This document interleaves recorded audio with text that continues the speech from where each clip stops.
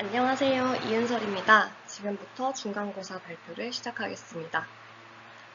이번 중간고사의 주제는 인베디드 시스템 설계를 위한 배경 지식입니다. 지금까지 배웠던 지식들을 저의 체계로 이해한 내용을 소개할 예정입니다. 공개해 주셨던 질문을 기반으로 목차를 구성했습니다. 배운 내용과 배워야 하는 이유에 대해서 저의 장표를 기반으로 설명을 할 예정이고, 그 이후에 각 장별로 중요한 내용과 중요한 이유가 무엇인지에 대해 설명드리도록 하겠습니다. 이 페이지는 첫 번째 질문이었던 배운 내용과 배워야 하는 이유를 정리한 페이지입니다. 지금까지 배운 내용들은 인베디드 시스템이라는 주제 아래에서 인베디드 시스템을 이해하고 또 설계하는 것을 위한 내용들로 구성되어 있습니다. 인베디드 시스템이란 무엇인지를 제대로 이해하기 위해서 인베디드 시스템을 이루고 있는 구성 요소들을 하나하나 살펴보았는데요. 이 내용들을 기반으로 인베디드 시스템을 정의해보자면, 인베디드 시스템이란 기계를 제어하기 위해 기능을 수행하는 컴퓨터 시스템입니다. 기계를 제어하기 위해서 컨트롤러로 명령을 내리고 데이터 패스로 산술 연산을 진행하며 기계를 작동시키죠. 따라서 인베디드 시스템을 제대로 이해하기 위해서는 인베디드 시스템을 이루고 있는 이 컨트롤러와 그리고 데이터 패스를 이해해야 합니다. 컨트롤러를 이해하기 위해서 이 장의 로직 게이트와 불림 펑션을 기반으로 작동하는 컨비네이셔널 서킷을 배웁니다. 이 파란색 부분이죠. 그리고 이 조합회로의 상태를, 이 조합회로, 컨비네이셔널 로직의 상태를 기억하는 레지스터가 더해지면 이제 시퀀셜 로직이 되는데요. 이 레지스터의 작동 원리를 이해하기 위해서 레치에서부터 시작해서 플립플랍까지의 히스토리를 살펴보았습니다. 노란색과 파란색이 합쳐지면 초록색이 되는데요. 이 장표에서도 동일하게 컨비네이셔널 로직과 레지스터가 합쳐져서 시퀀셜 로직이 되었다는 걸 표현해 봤습니다. 이 각 부분에 대한 이해를 바탕으로 이제 FSM 설계를 진행하면 인베디드의 한 부분인 컨트롤러를 만들 수 있게 됩니다. 데이터 패스는 구체적인 데이터 패스 컴포넌트들의 예시를 통해서 각각의 산술 연산들이 어떤 로직으로 만들어지는지에 대해 배웠습니다. 이제 이를 통해서 인베디드 시스템의 작동 원리에 대해 명확히 이해할 수 있었습니다. 또 8장에서는 GPP에 대해서 이해하면서 프로그래머블한 GPP와 커스텀 프로세서가 가진 구조적인 차이를 통해서 인베디드 시스템의 특징을 배웁니다. 이후에는 인베디드 시스템을 어떻게 설계할 것이냐에 대한 방법론을 배웠는데요. SAD의 과정을 예시로 각 절차를 명확히 하면서 인베디드 시스템을 설계할 수 있는 방법을 배웠습니다. 지금까지 배웠던 각각의 이런 구성 요소들이 어떻게 통합되는지에 대해서 생각해 볼 수 있는 단계였습니다. 각 내용들은 앞에서 배운 내용을 알아야지만 그 다음 단계를 이해할 수 있었는데요. 설계를 하기 위해서는 각각의 그 구성 요소들을 설계할 수 있어야 하고, 또 이 각 세부 요소들은 더 작은 세부 요소들로 구성이 됩니다. 따라서 인베디드 시스템 설계라는 목표를 달성하기 위해서는 설계 방법을 알아야 하고, 설계 방법을 이해하기 위해선 컨트롤러와 데이터 패스를 이해해야 하며, 또 컨트롤러를 이해하려면 시퀀셜 로직을 이해하기 위해선 레지스터와 컨비네이셔널 로직을, 또 그 아래 하위 단계들의 내용들이 유기적으로 연결되어서 통합된 그림이 그려집니다. 각 내용을 배워야만 인베디드 시스템의 구조와 설계를 명확하게 할 수 있기 때문에 배워야 한다고 생각합니다. 두 번째 질문으로 넘어가겠습니다. 각 토픽에서 가장 중요하다고 생각하는 내용과 그 이유인데요. 우선 중요하다는 것이 상대적이기 때문에 무엇을 중요하다고 했는지에 대한 기준을 설명드리도록 하겠습니다. 중요한 내용은 수업 내용의 앞뒤 내용 간의 맥락을 부여할 뿐만 아니라 수업의 최종 목표를 달성하는 데에 결정적인 역할을 하는 내용을 선별했습니다. 본 수업의 목적은 인베디드 시스템을 설계하는 것이라고 생각하는데요. 이를 위해서는 두 가지 관점으로 이 수업을 정리할 수 있겠습니다. 바로 철학과 방법론입니다. 철학은 설계를 할 때 마주하는 수많은 답들 속에서 어떤 선택을 해야 하는지에 대한 지표가 되어주는데요. 컴퓨터 과학에서는 비교적 일관된 기준을 가지고 발전해 왔습니다. 바로 단순 반복을 빠르게 하는 것이죠.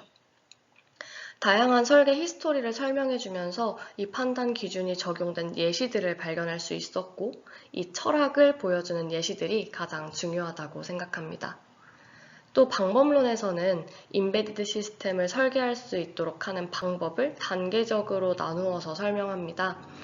이제 수업의 후반부에서는 직접 설계를 해야 한다는 점에서 이 단계를 아는 것이 가장 중요하다고 생각합니다. 방법론 파트부터 설명하도록 하겠습니다. 5장에서는 SAD의 예시로 4단계를 공부하고 자주 하는 실수와 클락 주파수를 결정하는 크리티컬 패스에 대해서 배웁니다. 이 중에서 저는 설계를 4단계로 나눠서 설명하는 내용이 가장 중요하다고 생각합니다. 총 4단계로 이루어지는데 먼저 통합된 모델을 설계하고 데이터 패스와 멀티비트 오퍼레이션을 지우고 이제 인, 아웃풋으로 대체하면서 FSM을 설계하는 이 내용이 앞에서 배웠던 각 구조에 대해서 구조에 대한 역할을 명확하게 해준다는 점에서 가장 중요하다고 생각했습니다. 다음으로는 철학 파트로 넘어가서 단순 반복을 빠르게 라는 철학을 보여주는 예시들을 위주로 설명하겠습니다. 2장에서 단순 반복을 빠르게 라는 내용을 가장 잘 보여주는 내용은 이제 노어 게이트와 XOR 게이트인데요. 이 게이트들은 AND, OR, NOT 게이트 외에 추가적인 로직 게이트가 필요한 이유와 앞으로 데이터 패스 컴포넌트에서 아주 유용하게 쓰이기 때문에 그 효율성을 극대화해주는 장치들이라고 볼 수 있습니다. 특히 이 노어 게이트는 가장 기본적인 저장 장치인 레지스터, 플립플랍의 작동 원리를 그대로 표현해준다는 점에서 또 이제 XOR 게이트는 연산 장치의 핵심인 이진 덧셈의 기초가 되는 연산을 그대로 표현해준다는 점에서 굉장히 중요합니다. 추가적인 장치를 둠으로써 자주 사용하는 연산들을 더욱 효율적으로 처리하고 이 내용은 이후 데이터 패스 컴포넌트들의 작동 원리를 이해하는 데에 결정적인 역할을 하기 때문에 이 연산들의 결과값을 아는 것이 중요하다고 생각합니다. 3장에서는 렛츠에서 플립플랍으로 가는 개발 히스토리를 이해하는 것이 중요하다고 생각합니다. 이 과정을 통해서 컴퓨터에 클락이 들어가는 근본적인 이유를 이해할 수 있는데요. SR 렛츠가 갖고 있던 한계를 극복하기 위해서 한 사이클에 한 인풋만 들어가도록 유지하면서 렛츠의 권한을 축소하고 라이징 엣지에만 값을 넣도록 함으로써 클락의 속도에 영향을 주지 않도록 하고 안정적으로 값을 유지하게 하는 이 결정이 컴퓨터 철학이 가진 단순 반복을 빠르게 라는 결과를 잘 보여준다고 생각해서 선정했습니다. 4장에서는 다양한 데이터 패스 컴포넌트들을 통해서 컴퓨터 과학이 가진 철학이 구현된 사례들을 구체적으로 볼 수 있었는데요. 애드의 경우에는 하프 애더와 풀 애더를 설계한 후에 풀 애더를 반복하는 구조로 설계가 됩니다. 이때 보수를 사용해서 이제 큰 장치를 따로 만들기보다는 수행 사이클을 축소하고 반복하는 방법을 택하는데요. 이를 통해서 이제 서브트랙터도 함께 사용할 수 있게 되는 장점을 가지게 됩니다.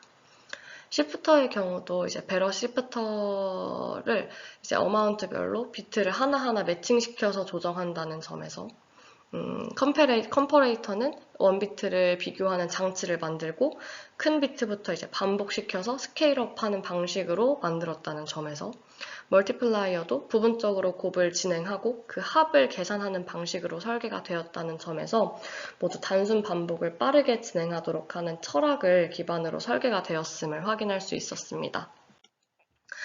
추가적으로 ALU는 익스텐더를 통해서 이제 로직 게이트가 들어가더라도 파워 소모를 효율적으로 쓰도록 설계하고 레지스터 파일도 비싼 먹스를 쓰지 않고 T-버퍼를 사용하면서 비용적인 측면에서의 효율성을 기반으로 선택했다는 것도 중요한 점이라고 생각합니다.